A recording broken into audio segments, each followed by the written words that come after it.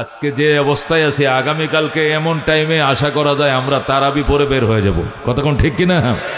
সেহেরি খাওয়ার প্রোগ্রাম নেব, এটিও আল্লাহর বিশেষ করুণা। কতক্ষণ ঠিক কিনা? মানুষ যদি হায়াত বেশি পায় তাহলে ইবাদতও বেশি করার সুযোগ পায়। কতক্ষণ ঠিক কিনা? এক সাহাবী এসে নবীকে জিজ্ঞাসা করতেছেন, ইয়া রাসূলুল্লাহ, দুইজন মানুষ একসাথে কালমা পড়েছে, একসাথে আপনার হাতে কালমা পড়ে সাহাবী হয়েছে, মুসলমান হয়েছে, সাহাবীর খাতার নাম লেখাইছে, কিন্তু মারা গেছে একজন 1 মাস আগে আর একজন 1 মাস পরে। এখন তারা দুইজন কি জান্নাতে একই সাথে থাকবে? রসুল কয় কোশ্চিনকালেও নয়। কোথায় 1 মাস পরে, কোথায় 1 মাস আগে? যিনি পরে মারা গেছেন উনি 1 মাস যে ইবাদত করছেন, যে পরিমাণ ইবাদত 1 মাসে সে পড়েছেন, প্রতিদিন তার জন্য 5 ওয়াক্ত নামাজ ছিল, হ্যাঁ, এবং কত ইবাদত, সেলায়ের আমি আত্মীয়তার সম্পর্ক, দান খারাজ, সাদাকা, সালাম কালাম, সদাচরণ সে কত বেশি করেছে। সে তো যিনি 1 মাস পরে মারা গেছে সে লেজও খুঁজে পাইতো না। যেরকম আল্লাহু আকবার।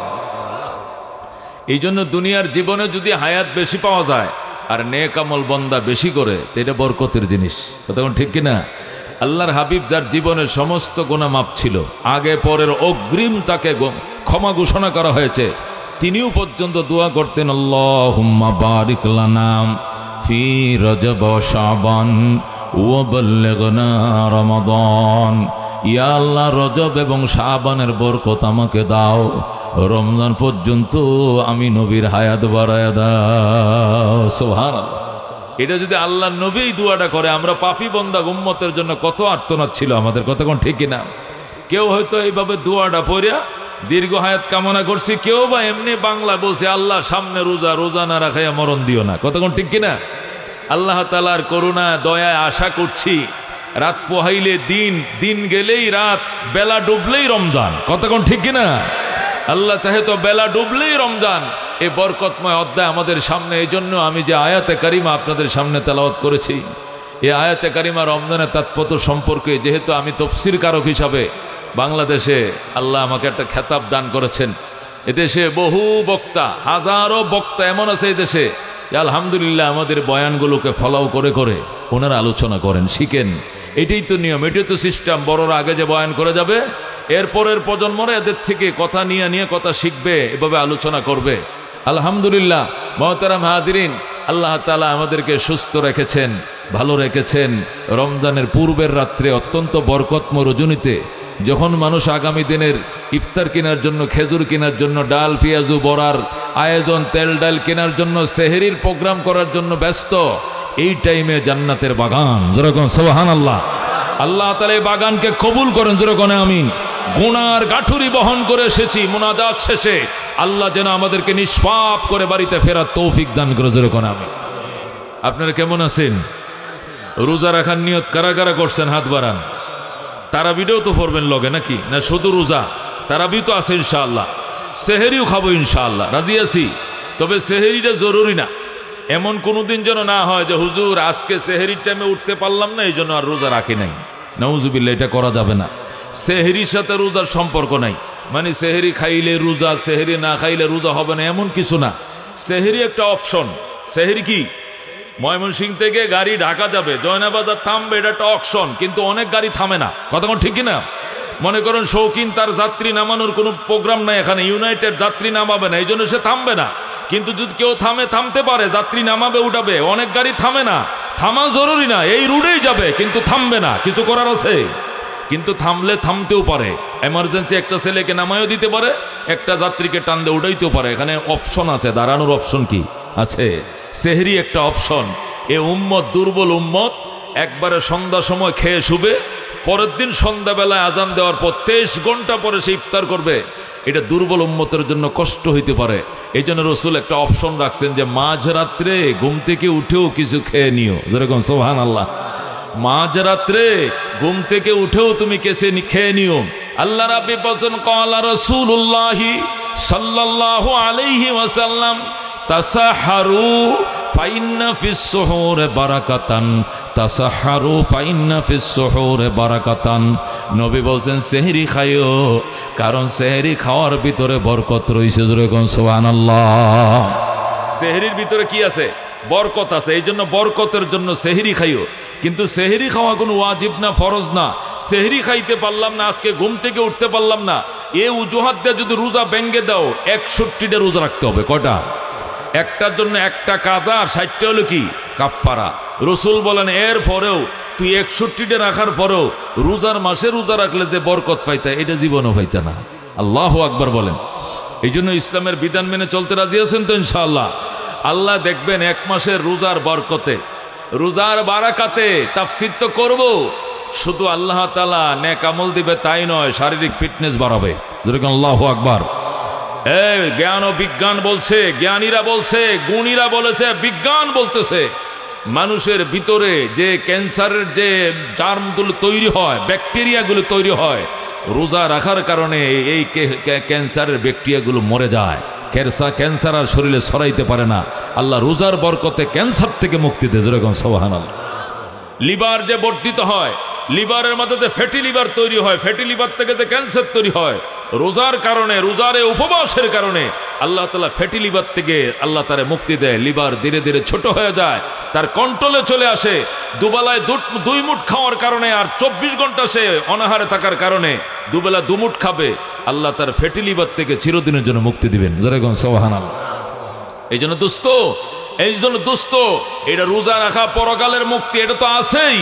স্বাস্থ্যের দিক থেকেও জ্ঞান ও বিজ্ঞান বলতেছে অত্যন্ত দামি জিনিস রোজা রাখা। এ রাখতে রাজি আছেন কিনা ইনশাআল্লাহ?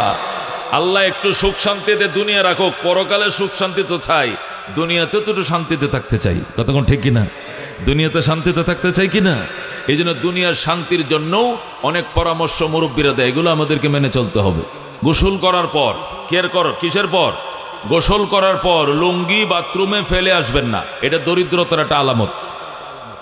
যখন গোসল করছি তখন আমার লুঙ্গিটা আমি ধুয়ে নেড়ে দিব। কোথায় করব? নেড়ে দিব। কোথায় নেড়ে দিব? বাঁশের মাঝে, রশির মাঝে, যেখানে নাড়ে সেখানে কি করব? নেড়ে দিব।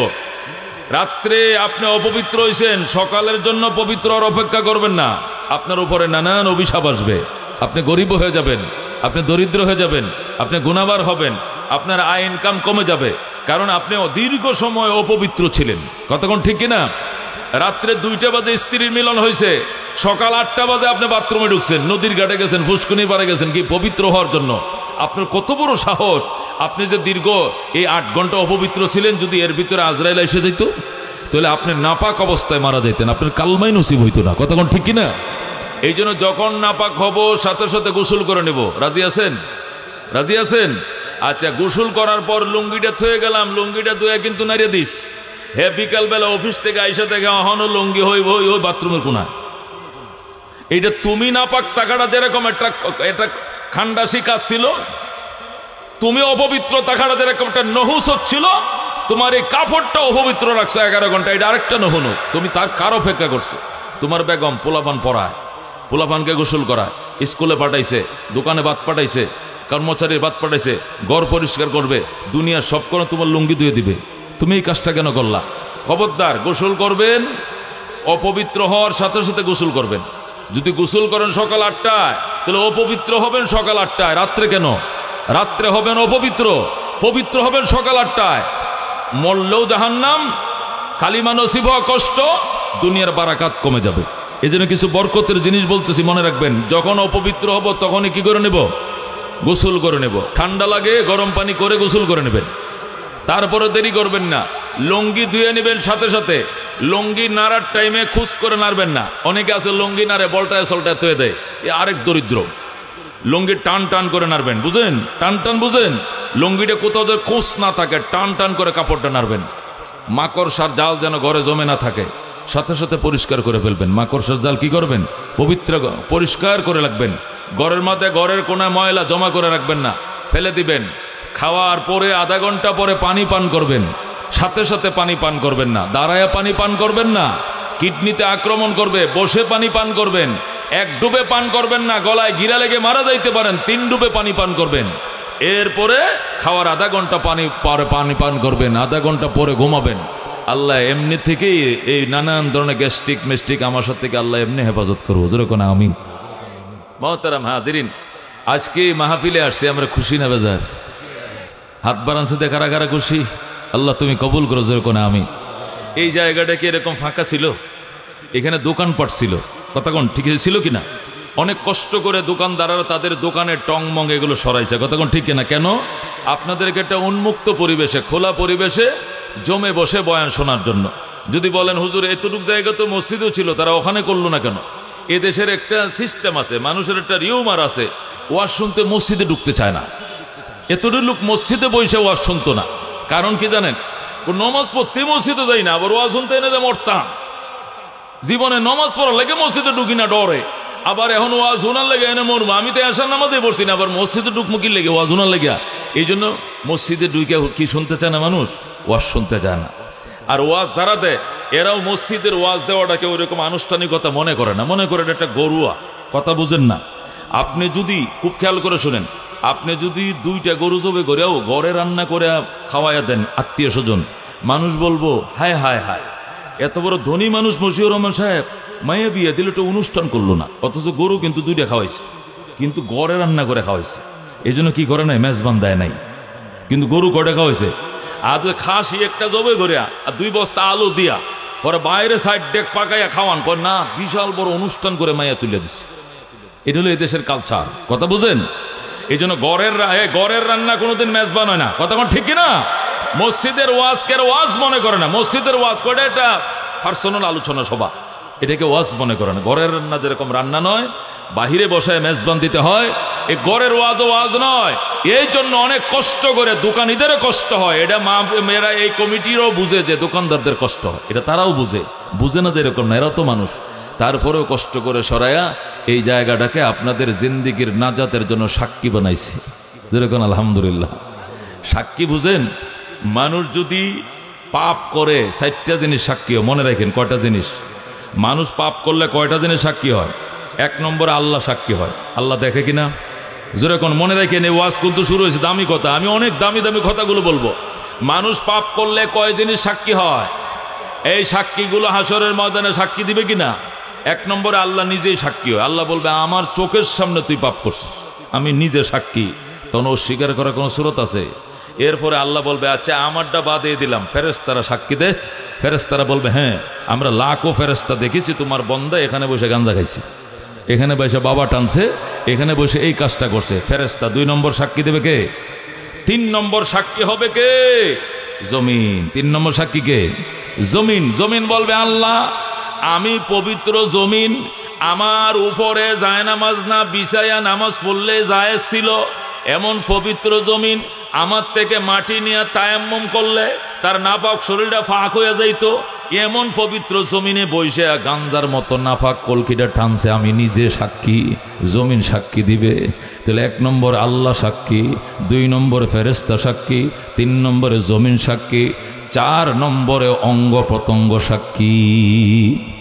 কোন হাত দিয়ে ঘুষ লেখছিল ওই হাত সাক্ষী দিবে, কোন কান দিয়ে গান শুনছিল ওই কান সাক্ষী দিবে, কোন চোখ দিয়ে নায়ক নায়িকা দেখছিলা ওই চোখ তোমার বিরুদ্ধে সাক্ষী দিবে।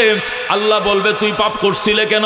সে বলবে আল্লাহ রাব্বিনা মা কুন্না মুশরিকিন, ওগো আমাদের রব আপনার কসম খায়া বলছি আমি জীবনেও পাপ করি নাই। আল্লাহ কি পাপ করিয়া আমার দরবারে অস্বীকার করলে? ঠিক আছে, আল্লাহ বলবেন আলিয়াউমা নাখতিমু আলা আফওয়াহিহিম, আজকে এর মুখের মধ্যে তালা লাগাম, এর মুখের মধ্যে তালা লাগা। তখন ঠোঁট 2টা আইনে একসাথে ছিদ্র করে তালা মারে দিবে, আর বলবে ওয়াতুকাল্লিমুনা আইদিহিম, এখন আমি আল্লাহর সঙ্গে তোমার হাত কথা বলবে। ওয়াতাশহাদু আরজুলুহুম, তোমার পা সাক্ষী দিবে। বিমা কানু ইয়াকসিবুন, তুমি যত পাপ করছিলে প্রত্যেকটা পাপের সাক্ষী তোমার অঙ্গ প্রত্যঙ্গই দিবে। বলেন আল্লাহু আকবার। তাহলে কয়টা জিনিস সাক্ষী হইল? পাপের সাক্ষী 1 নম্বরে আল্লাহ, 2 নম্বরে কে? ফেরেশতা, 3 নম্বরে কে?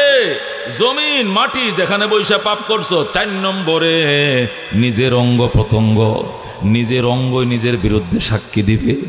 তখন বন্দা কানবে আর বলবে আফসোস, যার লাইকাম করলাম চুরি হে নিজেও ডাকে সুর, যার জন্য করলাম চুরি হে ডাকে সুর। এই মুখ দিয়ে খাওয়ার জন্য, ফ্যাটটা ভরার জন্য আমি চুরি করে মাল আনছি, আর এই ফ্যাট আর এই মুখ আমার বিরুদ্ধে আজকে সাক্ষী দিল।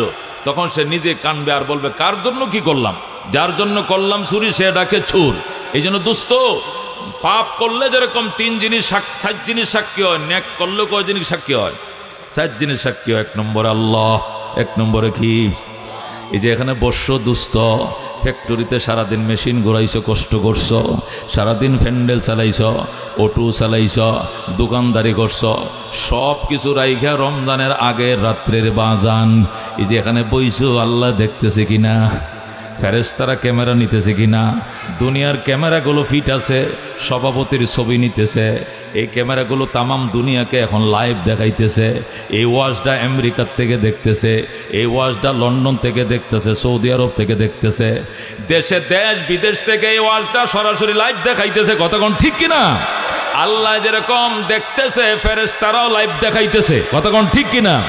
আমরাও লাইভ দেখাইতেছি। সাথে সাথে এই জমিন, এই জৈনা বাজারের জমিন, যেটা এতদিন ছিল দোকানদারদের দোকানের আড্ডাখানা, কাস্টমারদের বিচরের আড্ডাখানা, এটাকে আমার আল্লাহ এখন জান্নাতের বাগান ঘোষণা করছে। মুনাজাতের আগ পর্যন্ত এই ময়দানটা, এই মার্কেটের জায়গাটা জান্নাতুল ফেরদাউস। সুবহানাল্লাহ। এই জমিন কাহাসরের ময়দানে আমার আর আপনার সাক্ষী হবে। এই সিঁড়িগুলো সাক্ষী দিবে, এই দোকানের শাটারগুলো সাক্ষী দিবে, নিচের বসার জমিন সাক্ষী দিবে। আল্লাহ, তোমার বান্দা রমজানের আগের রাত্রে দুনিয়ার অন্য কোনো কামকাজ না করে জয়নাবাজার মাদ্রাসার মাহফিলে বসছিল। আল্লাহ গো, গুনার জন্য কেঁদেছিল, আমরা সাক্ষী, তুমি তোমার বান্দারে মাফ করে দাও। যেরকম সুবহানাল্লাহ। এরপরে আমার অঙ্গ পতঙ্গ সাক্ষী, আমার ডাইনের লোক আমার জন্য সাক্ষী, আমার বামের লোক আমার জন্য সাক্ষী। আমি হয়তো নামাজ ঠিক মতো পড়ি না, আমার সাথে এমন মানুষও বসা, বালেগ হওয়ার পরে জীবনেও কোনোদিন নামাজ কাজা করে নাই, আমি যাকাত দেই না, এমন মানুষ এখানে আছে যারা হিসাব করে যাকাত দেয়। আমি হজ করি নাই, কিন্তু এমন মানুষ এখানে আছে 5 বার হজ করছে। কতক্ষণ ঠিক কিনা? এমন আল্লাহওয়ালা এখানে আছে, সকাল সন্ধ্যা আল্লাহর জিকির করে, আল্লাহর ভয়ে কান্দে, এমন মানুষ এখানে আছে, ওনারা আমার জন্য হবে সাক্ষী। আল্লাহু আকবার। তাহলে আল্লাহ সাক্ষী রইল, ফেরেশতারাও সাক্ষী রইল। কতক্ষণ ঠিক কিনা? 3 নম্বরে জমিনও সাক্ষী রইল, অঙ্গ পতঙ্গ সাক্ষী রইল, অতিরিক্ত সাক্ষী রইল ওয়াজ মাহফিলের শ্রোতাবৃন্দ। কতক্ষণ ঠিক কিনা? আল্লাহ রাব্বুল আলামিন উসিলা আমাদের জীবনের সব গুনাহ মাফ করে দেখ। জোরে কোন আমিন। মানুষকে যে আল্লাহ চালায়, 2টা জিনিস দেয়। কটা জিনিস? জোরে কোন কটা জিনিস? আমি ওয়াজ শুরু করতে যাচ্ছি, মানুষ 2টা জিনিসের মাধ্যমে চলে। কটা জিনিস? একটা দেহ আর একটা আত্মা। কোন? একটা দেহ আর একটা কি? এই 2টা জিনিস দিয়ে আমরা চলছি। কতক্ষণ ঠিক কিনা? 1 নম্বর আমার দেহ। কোন? 1 নম্বর কি? আমার দেহটা এমনি চলবে না, ভিতরে একটা মেশিন আছে, আত্মা, এই যে আমাকে ফার্ম করতেছে। কতক্ষণ ঠিক কিনা? আমি আপ ডাউন করছি, কথা বলছি, নড়ছি, এদিক সেদিক তাকাইছি, আমার ভিতরে আত্মা আছে, উপর একটা দেহ আছে, 2টার সমন্বয়ে আমি চলছি। কতক্ষণ ঠিক কিনা? এই 2টা যতদিন সজীব থাকবে আমি সজীব, এই 2টা জিনিস সুস্থ আছে আমি সুস্থ।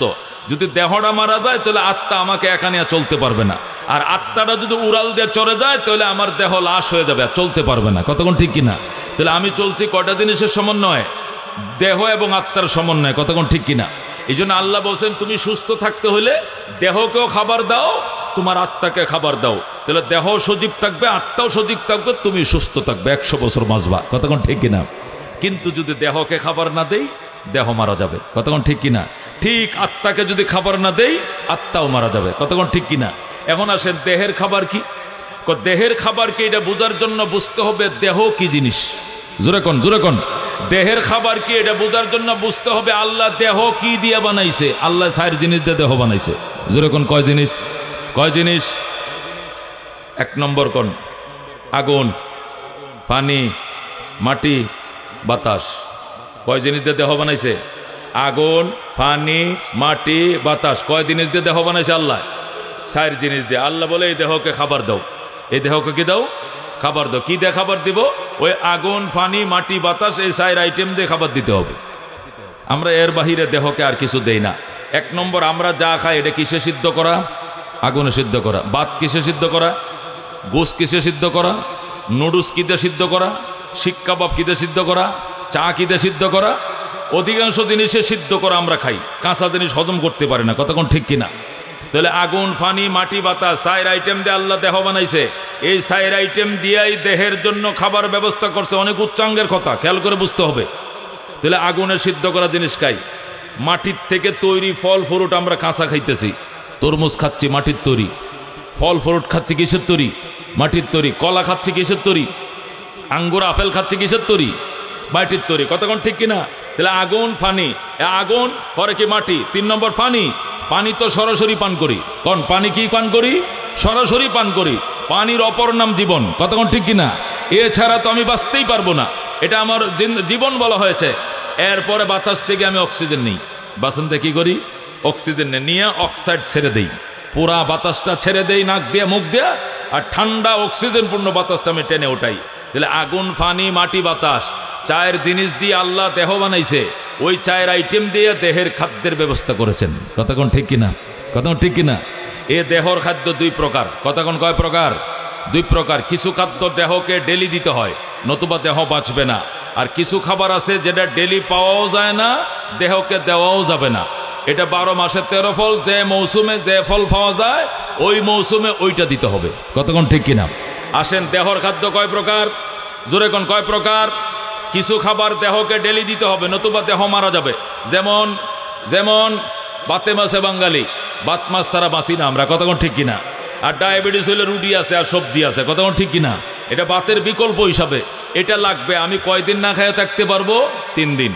4র্থ দিন আমি মোটামুটি মৃত্যুর কোলে ডলে পড়বো। 4 দিন না খাইলে বাঁচা যাবে? ডাক্তার বলে 3 দিন না খাইলে 4র্থ দিন সে মৃত্যুর কোলে ডলে পড়বে। তাহলে আমার দেহকে আমি কি করব? 2 ধরনের খাবার দিব। এক ধরনের খাবার হলো দেহকে বাঁচিয়ে রাখার জন্য, জিয়ে রাখার জন্য, এটা হলো ডেলি খাবার, বাতে মাসে বাঙালি ডেলি খাবার। আরেকটা খাবার আছে দেহর জন্য মৌসুমি খাবার। কতক্ষণ কি খাবার? মৌসুমি খাবার। মৌসুমি খাবার মানে সিজনাল খাবার, এটা সবসময় খাওয়াও যায় না, দেহকে দেওয়াও যায় না। আচ্ছা, এখন কি লিচু দেহকে দেওয়া যাবে? এখন কি লিচু দেওয়া যাবে? এখন কি খাঁটাল বের হয়েছে? কতক্ষণ বের হয়েছে? এখন কি আম বের হয়েছে? এটা মৌসুমি খাবার। এখন হলো পেয়ারার সিজন, এখন হলো বড়ই সিজন। কতক্ষণ ঠিক কিনা? আনারস বেশ হচ্ছে, এখন বড়ই খাবো, কয়দিন পরে আম খাবো, এরপরে জাম আসবে, এরপরে লিচু আসবে। এক এক মৌসুমে এক এক ফল। এগুলো দেহকে দিতে হয় কেন? আগে যে বাত মাস ডেলি খাবার দিয়েছি আত্মাকে দেহকে বাঁচিয়ে রাখার জন্য, আর মৌসুমে খাবার দিব শরীরের রোগ প্রতিরোধ ক্ষমতা বাড়ার জন্য। যেরকম সুবহানাল্লাহ। প্রত্যেকটা মানুষকে আল্লাহ তাআলা সৃষ্টি করার পরেই দেহের ভিতরে 50% অ্যান্টিবায়োটিক দিয়ে রাখছে। কত পার্সেন্ট? 50% অ্যান্টিবায়োটিক দেহের ভিতরে দিয়েই আল্লাহ মানুষ বানাইছে। আর 50% অ্যান্টিবায়োটিক দোকান থেকে কিনে খাইতে বলছে আল্লাহ। কথাটা খেয়াল করে বুঝেন, অনেক উচ্চাঙ্গের কথা। আমি যদি আমার হাত কেটে যায়, কি কেটে যায়? আঙ্গুল কেটে যায়। কি দিয়ে কাটছে? তরকারি কাটতেছি, পরে আমার আঙ্গুল কেটে গেছে, তখন আমার কি হবে? আমি যদি ওষুধ না খাই তাহলে একটা টেনা দিয়ে পেঁচায় রাখি, তাহলে 14 দিনে ভালো হয়ে যাবে, শুকায় যাবে। কতক্ষণ ঠিক কিনা? আর যদি সাথে সাথে অ্যান্টিবায়োটিক মক্সাসিল খাওয়া শুরু করে দেই তাহলে 7 দিনে শুকায় যাবে। কতক্ষণ ঠিক কিনা? আচ্ছা, 7 দিনে শুকাইলো কেমনে? কয় অ্যান্টিবায়োটিক খাইছি শুকায় গেছে। আচ্ছা, 14 দিনে কি এমনি শুকাইলো? আমি তো কোনো ওষুধ খাই নাই। দেহের ভিতরে অ্যান্টিবায়োটিক আল্লাহ এমনি দিয়ে রাখছে। যেরকম সুবহানাল্লাহ। ওই 14 দিনে ভালো হয়েছে, দেহের মধ্যে যে আল্লাহ 50% অ্যান্টিবায়োটিক দিয়ে রাখছে, ওই দেহের অ্যান্টিবায়োটিকের টানে 14 দিনে এমনি সুস্থ হয়ে গেছে। যেরকম সুবহানাল্লাহ। আর এটার সাথে যখন আমি বাহিরের দোকান থেকে অ্যান্টিবায়োটিক মিলিয়ে দিছি, ওইটা 7 দিন, এটা 7 দিন, দুইটাই নিয়ে অল্প দিনে ভালো করে ফেলেছে। যেরকম আল্লাহু আকবার। ও দোস্ত, এই যে রোগ প্রতিরোধ ক্ষমতাটা দেহের ভিতরে আল্লাহ দিয়ে রাখছে, এটার নাম অ্যান্টিবায়োটিক। রোগ মানুষ তৈরি করার সাথে সাথে রোগ প্রতিরোধ ক্ষমতা দিয়ে রাখছে। এই প্রতিরোধ ক্ষমতাকে অ্যান্টিবায়োটিক বলা হয়। এই প্রতিরোধ ক্ষমতাটা কমে যায়, এই জন্য ডাক্তার বলে মৌসুমি ফল খাইবা, প্রতিরোধ ক্ষমতাটা বেড়ে যাবে। যেরকম সুবহানাল্লাহ। আপনি যদি অপারেশন হওয়ার পর ময়মনসিংহ থেকে আপনি রিলিজ হন, তা ডাক্তার কি বলবে? এই ওষুধটা ডেলি 3 বার খাইবেন, যেহেতু অপারেশন হয়েছে, সিজার হয়েছে। 2 নম্বর ওষুধটা 2 বার, 3 নম্বর ওষুধটা দিনে 1 বার, 4 নম্বর ওষুধটা সপ্তাহে 2 দিন খাওয়াবেন। এটা হলো 1 পৃষ্ঠা। আর 1 পৃষ্ঠার মধ্যে লেখা আছে 1 পদ দুধ খাওয়াবেন, একটা কি দেশি মুরগির ডিম খাওয়াবেন, আর একটা হলো কি ডেলি একটা কমলা খাওয়াবেন। কেন? রুগী কয়, স্যার ওষুধ না দিলেন 1 পৃষ্ঠা, আবার আরেক পৃষ্ঠা হত্য দিলেন কেন? শুধু ঔষধে হবে না। কেন? তোমার প্রতিরোধ ক্ষমতা কমে গেছে শরীরের বয়সের কারণে। এই জন্য তোমাকে প্রতিরোধ ক্ষমতা বাড়ানোর জন্য ফল ফ্রুট খেতে হবে, আর অ্যান্টিবায়োটিক সরাসরি কাজ করার জন্য বাহিরে ওষুধগুলো খাইতে হবে।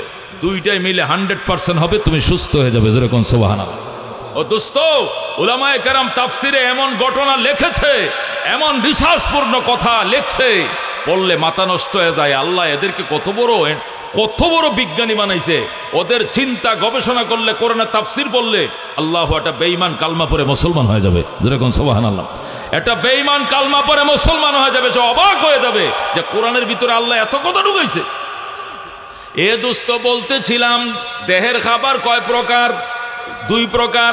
কিছু খাবার দেহকে ডেলি দিতে হয় দেহকে বাঁচিয়ে রাখার জন্য, কিছু খাবার দেহকে মৌসুমি ফল হিসাবে দিতে হয় প্রতিরোধ ক্ষমতা বাড়ার জন্য। কথা কোন ঠিক কিনা? ঠিক তদ্রুপ আত্মার খাবার 2 প্রকার। কয় প্রকার? আত্মার খাবার কি? এটা বুঝার জন্য বুঝতে হবে আত্মা কি দিয়ে বানাইছে আল্লাহ। আগে দেহের খাবার কি এটা বুঝার জন্য বলছি, দেহ কি দিয়ে বানাইছে? 4 জিনিস দিয়ে বানাইছে। কয় জিনিস? আগুন, পানি, মাটি, বাতাস। কতক্ষণ ঠিক কিনা? ওই আগুন, পানি, মাটি, বাতাসের আইটেম দিয়ে দেহের খাবার তৈরি করছে আল্লাহ। এখন আসে আত্মাকে খাবার দিতে হবে, নতুবা আত্মা মারা যাবে। এখন প্রশ্ন হলো আত্মার খাবার কি? এইটা বুঝার আগে বুঝতে হবে আত্মা কি দিয়ে বানাইছে আমার আল্লাহ। যেরকম আল্লাহু আকবার। এটা বোঝার জন্য বুঝতে হবে ইয়াসআলুনাকা আনির রূহ কুলির রূহু মিন আমরি রাব্বি ওয়া মা উতিতুম মিনাল ইলমি ইল্লা কালিলা। আল্লাহ বলেন, আমার বন্ধু মক্কার কাফেররা আপনার কাছে এসেছে আত্মা কারে কয় জানার জন্য। আপনি পরিষ্কার বলে দেন আমার আত্মা, আত্মাটা আর কিছু না, আত্মা আমার আল্লাহর হুকুমের নাম। আত্মা কার নাম? আল্লাহর হুকুমের নাম।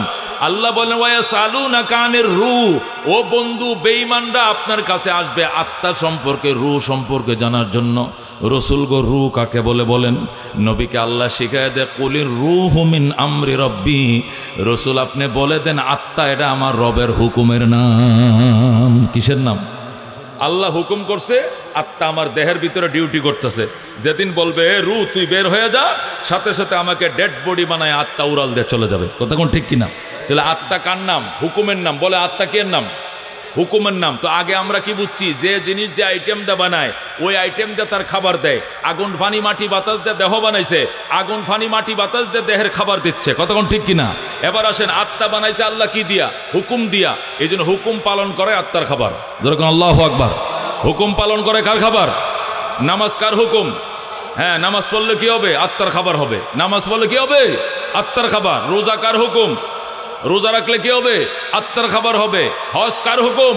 আল্লাহর হুকুম। হজ জন্য মৌসুমে ইবাদত করলে গুনাহ প্রতিরোধ ক্ষমতা বাড়ে। যেরকম সুবহানাল্লাহ। আত্মার জন্য মৌসুমে ইবাদত করলে আত্মার জন্য গুনাহ প্রতিরোধ ক্ষমতা বাড়ে। যেরকম সুবহানাল্লাহ।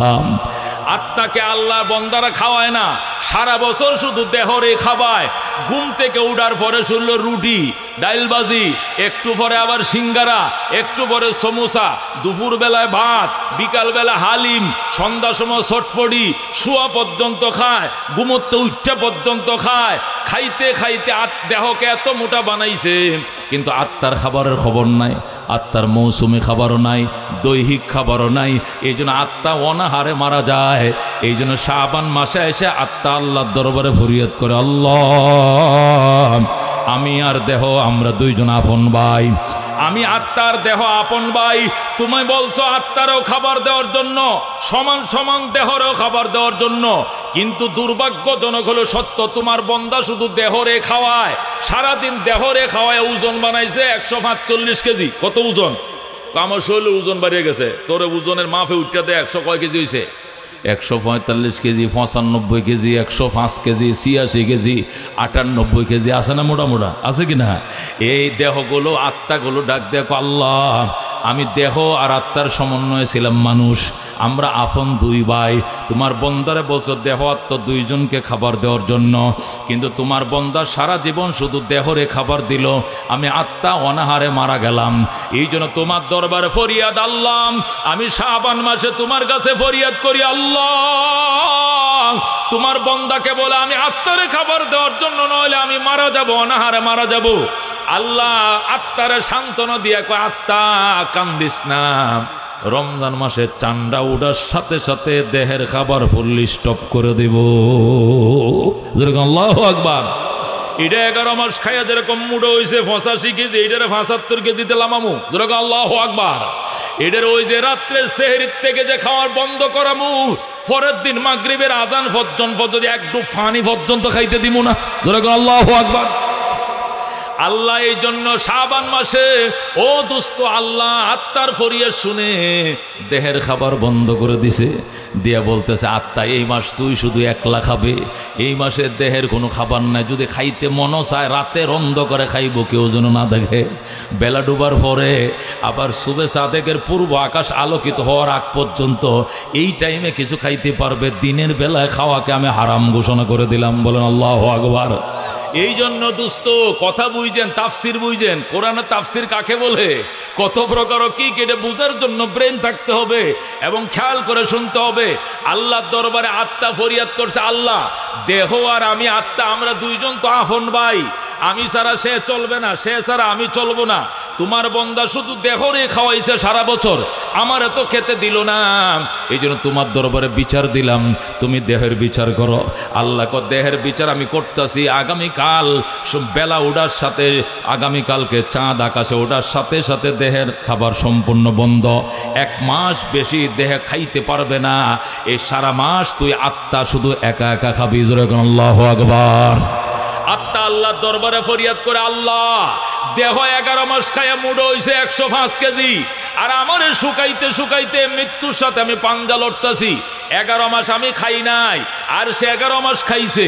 আমি যদি 1 মাস খাই তাহলে 11 মাসের শক্তি কেমনে অর্জন করব?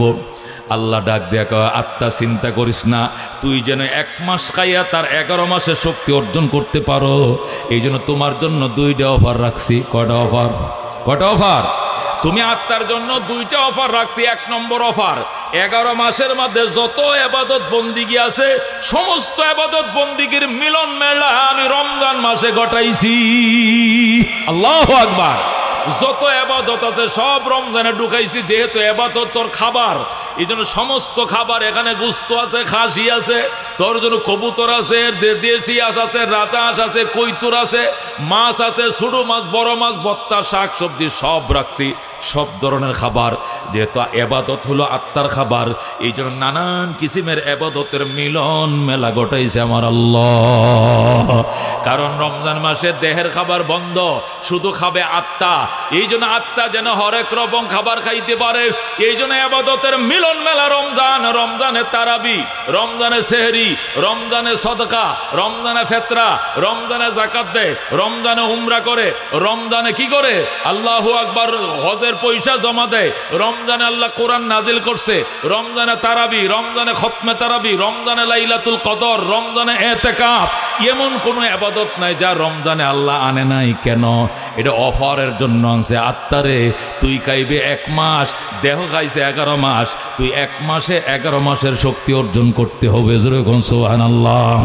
এই জন্য 11 মাসের খাবার তোর সামনে 1 মাসে রাখছি টেবিলে, শুধু খা, শুধু খা। এখন আত্মা ডাক দেখো, আল্লাহ 11 মাসের খাবার তো আর 1 মাসে খাওয়া যায় না, তোমার বন্দা 11 মাস তো আমার খবরও লয় না, এখন 11 মাসের খাবার টেবিলে কি 1 মাসে দিলে খাওয়া যাবে না? আল্লাহ কই তুই খা, তুই চেষ্টা কর, আমি আরেকটা অফার রাখছি। কয় কি অফার? খাইবে তুই নফল, লেখা হবে ফরজ, খাইবে তুই একটা ফরজ, লেখা হবে 70টা ফরজ, তবু তোমাকে 11 মাসের শক্তি অর্জন করতে হবে। সুবহানাল্লাহ। এই জন্য আল্লাহ তাআলা রমজান মাসে নফল আদায় করলে ফরজের সওয়াব দেয়, একটা ফরজ আদায় করলে 70টা ফরজের সওয়াব দেয়। কারণ কি? এটা আত্মার জন্য অফার। যেহেতু আল্লাহর হুকুম পালন করা তোর খাবার, এই জন্য হুকুমকে আমি বরকতময় করে দিয়েছি। তুই হুকুম পালন করবে, নফল লেখা হবে তোর নামে ফরজ, আদায় করবে একটা ফরজ, লেখা হবে তোর নামে 70টা ফরজ। জোরে কোন সুবহানাল্লাহ। এই জন্য দোস্ত রমজান লা ইয়াহরুমু খায়রুহা ইল্লা কুল্লু মাহরুমিন। আল্লাহ নবী বলেন, রমজানের কল্যাণ থেকে কপাল পোড়া ছাড়া কেউ মাহরুম যাইতে পারে না। রমজানের খায়ের বারকাত থেকে একমাত্র কপাল পোড়ারাই বঞ্চিত হয়, পুরা কপাল্লা ছাড়া রমজানে কেউ মাহরুম হয় না। আল্লাহ নবী সাল্লাল্লাহু আলাইহি সাল্লাম বলেন, মিম্বরে বসে বলছেন, আমিন আমিন আমিন। আল্লাহ সাহাবায়ে কেরাম বললেন, ইয়া রাসূলুল্লাহ কেন আপনি তিনবার আমিন বললেন? নবী বলছে, এক নম্বর বলছি আমার নাম শুনে যারা দুরূদ পড়ে না সে ধ্বংস হোক। জিব্রাইল বলছে এই জন্য আমি বলছি আমিন, ধ্বংস হোক।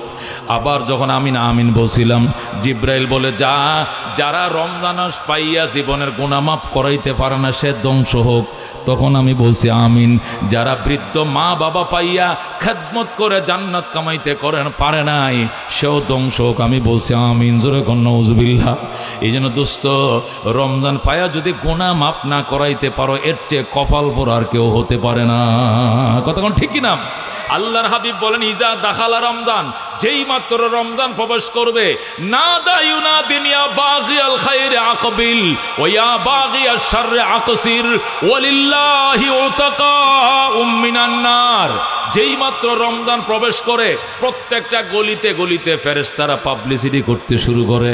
জৈনাবাজারের প্রত্যেকটা অলিতে গলিতে, বাংলাদেশের প্রত্যেকটা গলিতে গলিতে, তামাম পৃথিবীর প্রত্যেকটা গলিতে গলিতে ফেরেশতারা মাইকিং করতেছে, ইয়া বাগিয়াল খায়রি আকবিল, ওগো ভালো কাজের কাজীরা ভালো কাজ বাড়ায় দাও। ওয়া বাগিয়াশ শাররি আকসির, ওগো মন্দ কাজের কাজীরা মন্দ কাজ বন্ধ করে দাও, মন্দ কাজ করিও না। ফেরেশতারা ডেইলি পাবলিসিটি করতেছে, আমরা শুনি নাই, আল্লাহ নবী শুনছে, কানে শুনছে, এরপরে বলছে।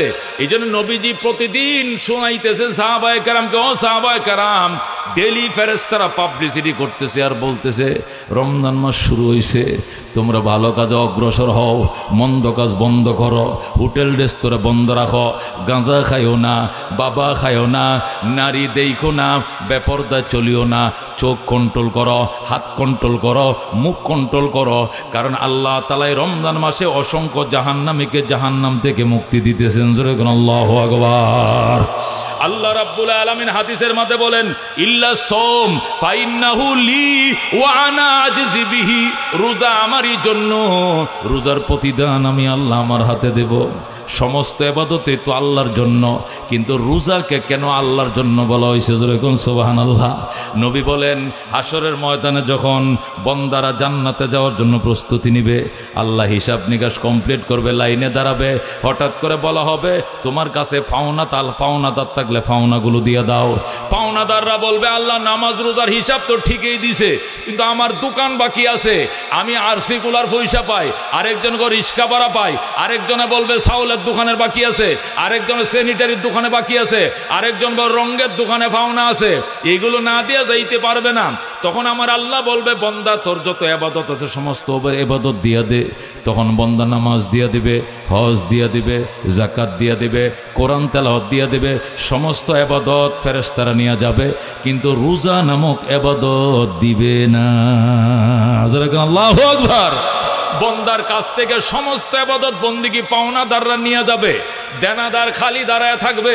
আল্লাহ বলবেন, কি খবর? বন্দা বলবে, আল্লাহ আমার কাছে কেউ নাই, নামাজগুলো নিয়ে গেছে, আল্লাহ গো হজের সবটা নিয়ে গেছে, আল্লাহ উমরা করছিলাম এটাও লয়ে গেছে, মসজিদ মাদ্রাসা বানাইছিলাম এই সব লয়ে গেছে, কি আছে? কই রোজা আছে। আল্লাহ বলবেন, রোজা তুই কিছু ক। রোজার জবান খুলে দিবে, রোজা বলবে, ওয়াকুলু সিয়ামু রাব্বি ইন্নী মানাতু তাওয়ামা ওয়া শাহওয়াতে বিন-নাহার ফাশাফিনি ফি।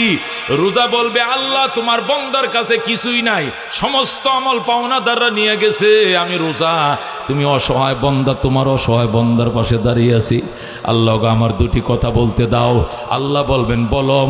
রোজা বলবে, আল্লাহ তোমার বন্দা দিনের বেলা খায় নাই, পান করে নাই, দরজা আটকায় পানি খাইলে কেউ দেখতো না, চার দোকানের সামনে পর্দা দেওয়া ছিল, এখানে বসে চা খাইলে পাশের বাড়িওয়ালা দেখতো না, এতবার ফুসকুনিতে ডুব দিয়ে পানি খান করলে কেউ দেখতো না, ঘরে দরজা আটকায় মশারি টাঙ্গায় খাইলে কেউ দেখতো না, কিন্তু তুমি দেখবা বলে তোমার বন্দা ডরে খায় নাই, রোজা ভাঙ্গে নাই। আমি অসহায় রোজা তোমার দরবারে ফরিয়াদ করি, আল্লাহ আমার ফরিয়াদের উসিলায় তোমার বন্দারে মাফ করে দাও। ফরিয়াদ করতে দেরি হবে, আল্লাহ তারে মাফ করতে দেরি করবে না। সুবহানাল্লাহ। এই জন্য আল্লাহ বলছেন ইল্লা সাওম ফাইন্নাহু লি ওয়া আনা আজজি বিহি, রোজা আমারই জন্য, রোজার প্রতিদান আমি আল্লাহ নিজের হাতে দিব। এই জন্য দোস্ত, যে কোনো ইবাদত কবুল হওয়ার জন্য ইখলাস লাগে, আর রোজার ইখলাস এমনি তৈরি হয়। এই জন্য রোজাটাকে আমার আল্লাহ কবুল করে লয়, কথা কোন ঠিক কিনা? সব ইবাদত বন্দিগির জন্য ভালো নিয়ত লাগে, নাহলে কবুল হয় না। আর রোজার জন্য আলহামদুলিল্লাহ, রোজা এমন এক ইবাদত, এমনি নিয়ত ভালো বানায় লাই, কতক্ষণ ঠিক কিনা? 11টা 12টা বাজলে যখন ফ্যাট শুকায় যায়, ফিট শুকায় যায়, পানি নাই, আহার নাই, অটোমেটিক বন্দা নরম হয়ে যায়। শয়তান এসে সুবিধা করতে পারে না, কারণ রমজান ঢোকার সাথে সাথে শয়তান তো তালাবদ্ধ হয়ে যায়। এখন নফস তারে গুনাহ করাবে, নফস দিন দিন দুর্বল হইতেছে। 12টার পরে যদি কয় কাঁচামরিচ লয়ে যায় না বাজাতে, আমি ভাবতাম না, কয় কেন? আমার ফাও চলে না, নিচে তো অবশ হয়ে গেছে, আমি হাঁটতে পারি না, আমি উবার 7 ঘন্টা হয়ে গেছে, ইফতারের বাকি কত আছে, তাড়াতাড়ি ইফতার বানাও। বউরে বকে, জিয়েরে বকে, বেড়ি এখন ইফতার বানাস নাই, বানাইবে আজকে ভাত বেশি রান্দিস, বেশি ভাত খামু। মনে করছে 1 ডেকসি খাইব, কিন্তু খাওয়ার টাইমে পানি খাইছে, ক্ষুধা মিটে গেছে, কথা কোন ঠিক কিনা? ওরে দোস্ত, যে কথাটা বলতেছিলাম, রোজা কার জন্য? একমাত্র কার জন্য? সারাদিন বন্দা রোজা রাখার টাইমে যদি বেআইরে তালইরে দেখানো উদ্দেশ্য হয়, কিন্তু বিকালবেলা যখন ইফতারটা মুখে নিয়ে যখন বলে আল্লাহুম্মা লাকা সুমতু ওয়া আলা রিজকিকা আফতারতু, আল্লাহ রোজা তোমার জন্য রাখলাম, তোমার রিজিক দিয়া আমি ইফতার করলাম। আল্লাহ সারাদিনের ডিস্টার্ব নিয়তকে মাফ করে দিয়া ইফতারের আগ মুহূর্তে ফিউর নিয়ত হিসাবে কবুল করে নিলাম। সুবহানাল্লাহ। এই জন্য দোস্ত, ও দোস্ত, এই বরকতময় মাসে পবিত্র রমজানুল মুবারক, আগামী রাত থেকেই রমজান মাস শুরু হয়ে যাবে। এই রমজান মাসে আল্লাহ কোরআন নাজেল করেছেন। কি নাজেল করেছেন? এই কোরআন নাজেলের মাস রমজান মাস। নবীর দাম বাড়ছে কোরআনের কারণে, রমজানের দাম বাড়ছে কোরআনের কারণে, কতক্ষণ ঠিক কিনা? আল্লাহ আসমানি যত কিতাব নাজিল করছেন সব রমজান মাসে। তাওরাত শরীফ নাজিল করছেন রমজানের 6 তারিখ, ইনজিল শরীফ নাজিল করছেন রমজানের 12 তারিখ, জবুর কিতাব নাজিল করছেন রমজানের 18 তারিখ, কোরআন শরীফ নাজিল করছেন রমজানের 27 তারিখ। জোরে বলুন সুবহানাল্লাহ। যত বরকতময় অধ্যায় আল্লাহ সবই রমজান মাসে কমপ্লিট করেছেন। বিশেষ করে কোরআনের কারণে রমজানের এত মর্যাদা। জোরে বলুন আল্লাহু আকবার। এই কোরআনের পাখিরা এই রমজান মাসের কামাই দিয়া সারা বছর খায়। কোরআনের পাখিরা এই রমজানের কামাই দিয়া সারা বছর খায়। ইয়েতিম সন্তানেরা, এই যে হুজুর একটু আগে বলছে পাগড়ি দেওয়ার টাইমে মাদ্রাসা করছে জয়না বাজারওয়ালারা, পাগড়ি নিয়ে যায় ময়মনসিংহওয়ালারা, কতক্ষণ ঠিক কিনা? কারণ ওই এলাকার মানুষ গরিব। নবী বলছেন বাদাত দিন গরিবা ওয়া সায়াউদ গরিবা ফাতুবা লিল গুরাবা।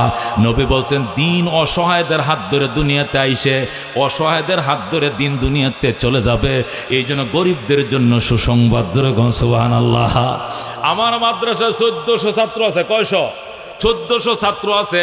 এর মধ্যে মাশাআল্লাহ হিসাব করে দেখছি 1350 গরিবের সন্তান, 20-50টা ধনী মানুষের সন্তান অথবা মধ্যবিত্তর সন্তান। অধিকাংশ মাদ্রাসা একই হিসাব, শতকরা 95% গরিবের সন্তান আলেম হয়, গরিবের সন্তান হাফেজ হয়, কথা কোন ঠিক কিনা?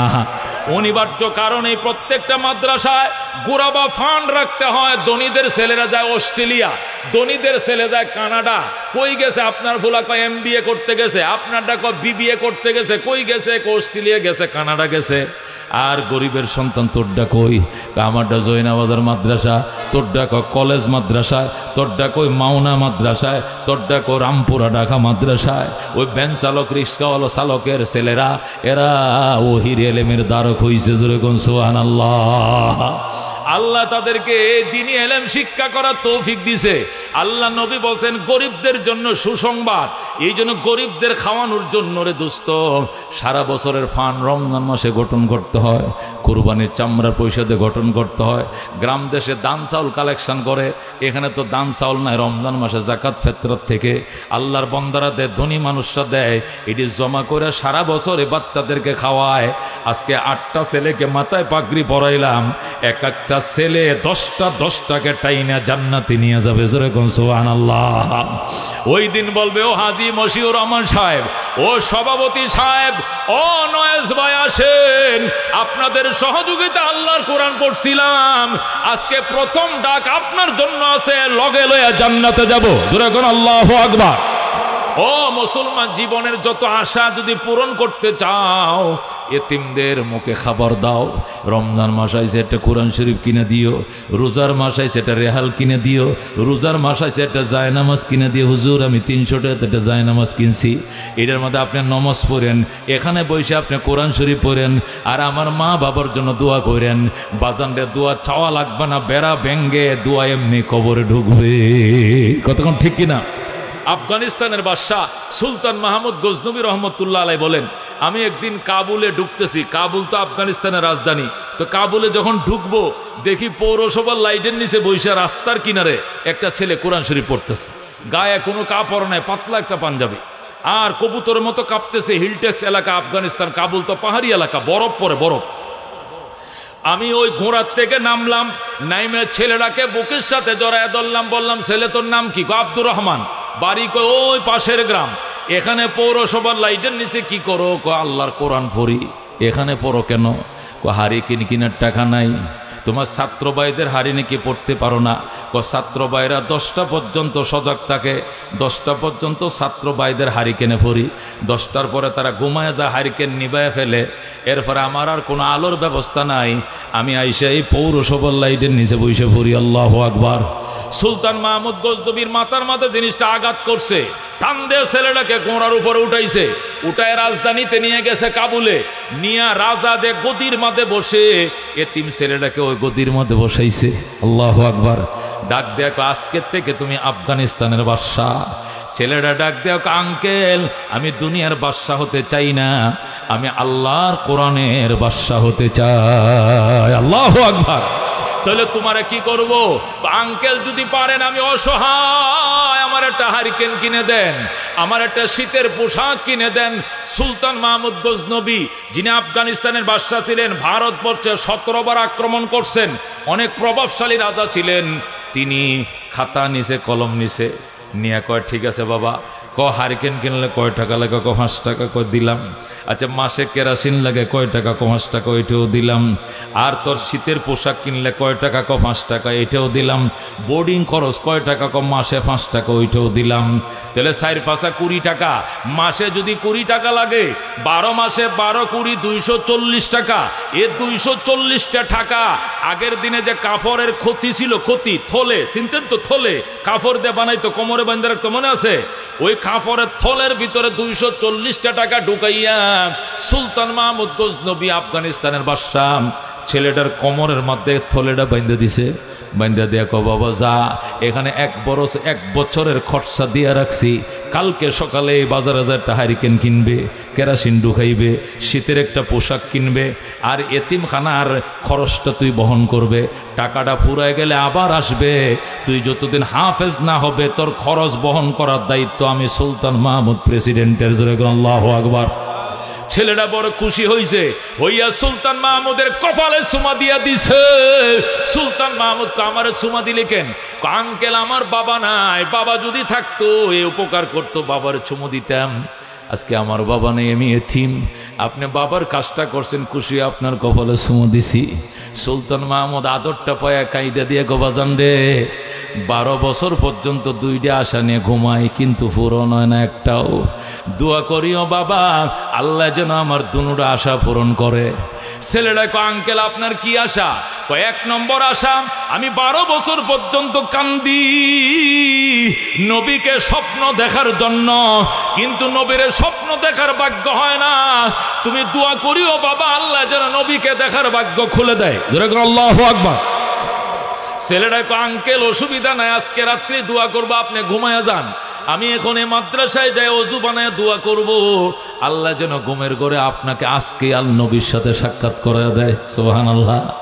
আঙ্কেল আর কি মনের আশা কোন? সুলতান মাহমুদ গজনবী বলে, আরেকটা আশা হলো ভালো মানুষ তো এখনো খুঁজে পাইলাম না।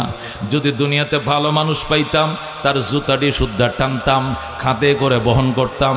তুমি দোয়া করো আল্লাহ যেন ভালো মানুষের সাথে আমরা সাক্ষাৎ করে দেয়।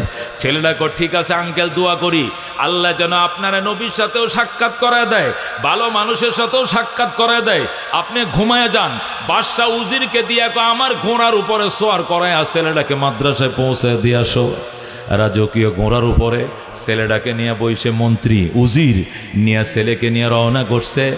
সুলতান মাহমুদ গজনবী ঘুমায় গেছে, প্রেসিডেন্ট ঘুমায় গেছে। ছেলেটারে মাদ্রাসা নামায় দিয়ে চলে আসছে। ছেলেটা উজু বানায়া 2 রাকাত নামাজ পড়ে কান্দে, আল্লাহ সুলতান মাহমুদ গজনবী আমার মনের আশা পূরণ করেছে, আমার হারিকেন কেনার টাকা দিছে, কেরাসিন কেনার টাকা দিছে। আল্লাহ তোমার দরবারে ফরিয়াদ করি আমার আঙ্কেলের 2টা আশাই তুমি পূরণ করে দাও, তোমার নবীর সাথে সাক্ষাৎ করে দাও, ভালো মানুষের সাথে মোলাকাত করে দাও। ছেলেটা যখন কান্না শুরু করছে, দেওবন্দ মাদ্রাসার প্রিন্সিপাল আল্লামা কারি তৈয়ব সাহেব খুতবাতে হাকিমুল ইসলামের মধ্যে লেখে, ছেলেটা মুনাজাত শুরু করছে মাদ্রাসায় বইসাম। এই দিক দিয়ে সুলতান মাহমুদ মাত্র চোখটি লাগছে, ঘুমের ঘরে ছায়া দেখে রহমতুল্লিল আলামিন তার সামনে হাজির। আল্লাহ নবী তার সামনে বসা।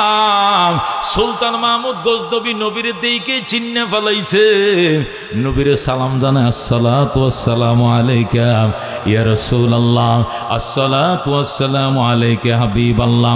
ওগো রহমতুল্লিল আলামিন, 12 বছর পর্যন্ত আপনাকে দেখার জন্য আমি কান্দি, আমি পবিত্র বিছানায় ঘুমাই, আমি দুরূদ শরীফ পড়ে ঘুমাই, আমি দান খয়রাত করে ঘুমাই, 2 রাকাত নফল নামাজ পড়ে ঘুমাই, আল্লাহর কোরআন শরীফ পড়ে ঘুমাই আপনাকে দেখার জন্য। কিন্তু 12 বছর হয়ে গেল আপনাকে আমি দেখার সুযোগ পাই নাই। আজকে কি কারণে আপনি আমার দেখা দিলেন বলেন, কি জন্য দেখা দিলেন? নবীকে বলবো না, বলা যাবে না। দেখছো তো আশা তো পূরণ হয়েছে, একটা আশা তো তোমার পূরণ হয়েছে, প্রশ্ন দরকার কি? কয় না, এত বছর আমি অপরাধ কি করছিলাম দেখা দিলেন না কেন? অপরাধী তো নিজের অপরাধ স্বীকার করে না, কতক্ষণ ঠিক কিনা? আমার নেত্রী খালি কয় কি অপরাধটা করছিলাম, হ্যাঁ কি অপরাধটা করছিলাম, হ্যাঁ মানে উনি কোনো অপরাধ করে না, একবার তাহাজ্জুদ গুজার আল্লাহর একজন ফিয়ারা বান্দি, কতক্ষণ ঠিক কিনা? খালি কয় কি অপরাধটা করছিলাম, মানে তার কোনো অপরাধই নাই, কতক্ষণ ঠিক কিনা? এরকম অপরাধী তো অপরাধ দেখে না, সব ভালো দেখে, কতক্ষণ ঠিক কিনা? ও দোস্ত, সুলতান মাহমুদ ডাক দেখো, ইয়া রাসূলুল্লাহ আমি কি অপরাধ করছিলাম দেখা দিলেন না কেন? নবী মুস্কি মুস্কি হাসে আর কয়, যাই হোক দেখছস তো, এখন আর অপরাধের কথা বলে লাভ নাই, দেখছো তো কোন কি জন্য এতদিন দেখা দিলেন না, আজকে কি মনে করে দেখা দিলেন? নবীকে বলা যাইতো না। আচ্ছা না বললেন, না বলেন, তাহলে একজন ভালো মানুষের ঠিকানা দিয়ে যান, ঘুম থেকে উঠে তার সাথে আমি দেখা করব, তাহলে আমার দুনোটা আশা পূরণ হয়ে যাবে। সুলতান মাহমুদ গজনবী কয়, এ আমার একটু ভালো মানুষের ঠিকানা দিয়ে যান। নবী গো আপনাকেও দেখছি, প্রথম আশা পূরণ হয়েছে, দ্বিতীয় আশা যেন পূরণ হয়, ভালো মানুষের ঠিকানা দিয়ে যান। আল্লাহ নবী ডাক দেখো, এ সুলতান মাহমুদ গজনবী নিজের অনেক চালাক মনে করো, তুমি কি এখনো বুঝো না ভালো মানুষ কারে কয়? 12 বছর পর্যন্ত কান্দো আমার দেখা দেওয়ার জন্য, আমি দেখা দেই না, কিন্তু আজকে ভালো মানুষের জন্য একটু হারিকেন কেনার টাকা দিছ, কেরাসিন কেনার জন্য 5টা টাকা দিছ, সুইটার কেনার শীতের পোশাক কাপড় কেনার জন্য টাকা দিছ। আরে এতিম ছেলেরা যখন হাতটা বাড়ায় দিছে, আমি নবী মদিনায় টিকতে পারি নাই, দেখা দিয়া দিলাম। যখন আল্লাহু আকবার। এ দোস্ত, এতিম লালন পালন করা যে কত দামি জিনিস, এটা যদি ওনারা না বুঝতো তাহলে এতিমখানা খুলতো না, কথা কোন ঠিক কিনা? হযরত মূসা আলাইহিস সালাম, আমি শেষ করে ফেলতেছি, বিরক্ত হইতেছেন আপনারা? হযরত মূসা আলাইহিস সালাম আল্লাহর দরবারে কয়, আল্লাহ এই বান্দরের ঘরে বান্দর ফেরাউন যে জ্বালানি আমারও জ্বালাইলো, তোমারও শুদ্ধ জ্বালাইছে, তোমার খোদাগিরি টাঙ্গে লয়ে গেছে। হ্যাঁ কয় নিজেই বলি বড় খোদা, এরপরেও তুমি এরে একটু সর্দি লাগতে দিলা না? এই 400 বছর বাচ্চা গেল, একদিন একটু সর্দি হইল না এর এত নিয়ামত দিয়ে তুমি রাখছো, কারণটা কি? এ তো তোমার শত্রু, সে বলছে আনা রাব্বুকুমুল আলা, আমি তোদের বড় খোদা। তুমি খোদার উপরে খোদার দাবি করলো, এরপরে ফেরাউন একদিন সর্দি লাগতে দিলে না, জ্বর তো দূরের কথা, শরীর কোনদিন ব্যথা বেদনা হইল না। আমি বুঝলাম না, আমি কত দোয়া করলাম, আল্লাহ এরা তুমি ধ্বংস করো, কিন্তু তুমি ধ্বংস করতে অনেক দেরি করছো, লাস্টে আইসা নীল নদে ফালাইয়া তুমি মারছো, এত দেরি করলা কেন? আল্লাহ ডাক দেখো মুসা রে, ওরে আমার দুস্থ, ফেরাউন এমন 60টা কাম করতো যেগুলো ভালো মানুষের কাম, এই জন্য আমি তারে বিপদ দিতে পারি না। আল্লাহু আকবার। ফেরাউনের একটা বৃদ্ধা মা ছিল, সারাদিন শয়তানে দুষ্টামি যাই করত, রাত্রিবেলায় মায়ের মুখে আহার না দিয়ে নিজে খানা খাইতো না। জোরে বলো আল্লাহু আকবার। এ মায়ের দোয়ায় তার জন্য ছিল বেড়া, এটাই তারা ফিরে রাখছে। 2 নম্বর, মারে খাওয়ানোর সাথে সাথে এতিমখানা ছিল, এতিম কয়েকটা বাচ্চা ফালতু এতিমখানা ছিল। এই সরকারি এতিমখানার বাচ্চারা খাইছে কিনা আগে এতিমখানায় যা জিজ্ঞাসা, তোমরা খাইছো নি বাবু? বলছে আমরা খাইছি। এরপরে আইসা সে খানা খাইতো। মারে না খাওয়ায়, এতিমরে না খাওয়ায় ফেরাউন খানা খাইতো না। জোরে কোন আল্লাহু আকবার। আরো কারণ আছে। মুসা, তোমার দাড়িটা যেরকম লম্বা, আমার ফেরাউনের দাড়িটা এরকম লম্বা ছিল। তোমার এর বিপদ দেওয়ার আগে মনে হইতো হাই রে, এরকম আমার নবীর মতো দাড়িটা রাখছে, কেমনে আরে আমি আজাবটা দিতাম। মুসা, তুমি যে পাগড়িটা বানতা, এর চেয়ে বড় পাগড়িটাই বানতো। তোমার জুব্বার থেকে লম্বা একটা জুব্বাই পড়তো। পয়গম্বরের পোশাকটা দেখলে আমার মায়া লাইগা যাইতো রে মুসা। এই কারণে আমি তারে ডুবাইতে দেরি করছি, ধ্বংস করতে দেরি করছি। সবচেয়ে বড় কারণ, এতিমরা মা আদার নিয়ে আসার জন্য পাখির ছানারা যেরকম হা হা করে ছায়া থাকে, কখন তার মা আদার নিয়ে আসবে, এরপরে মা আইসা মুখের মধ্যে বাচ্চাদের খাবার দিবে, ওই পাখির ছানাগুলো যেরকম ছায়া থাকে, এতিমরা ওইভাবে ছায়া থাকতো। ফেরাউন আসবেন, আমাদের প্রভু আসবে, আমাদেরকে খাওয়াবে, এরপরে ঘুমাবো। এই এতিমদের দিকে তাকাইয়া আমি তারা শাস্তি দেই নাই। জোরে কোন আল্লাহু আকবার। এ বন্ধু, আল্লামা কারি তোয়েব সাহেব লেখেন খুতবাত হাকিমুল ইসলামে, এতিম বাচ্চাদেরকে যারা খানা খাওয়াবে, এদের খাবারের ব্যবস্থা যারা করবে, কোরআন কিতাবের ব্যবস্থা যারা করবে, মনে মনে যদি নিয়ত করে নবীর স্বপ্ন দেখার জন্য, তাহলে নবীর স্বপ্ন না দেখে তার মরণ হবে না। নবীরে যারা স্বপ্ন দেখবে, নবীর শাফাত ওয়াজিব হবে। নবীর শাফাত যার জন্য ওয়াজিব হবে, তার জন্য জান্নাত ওয়াজিব হয়ে যাবে। সুবহানাল্লাহ।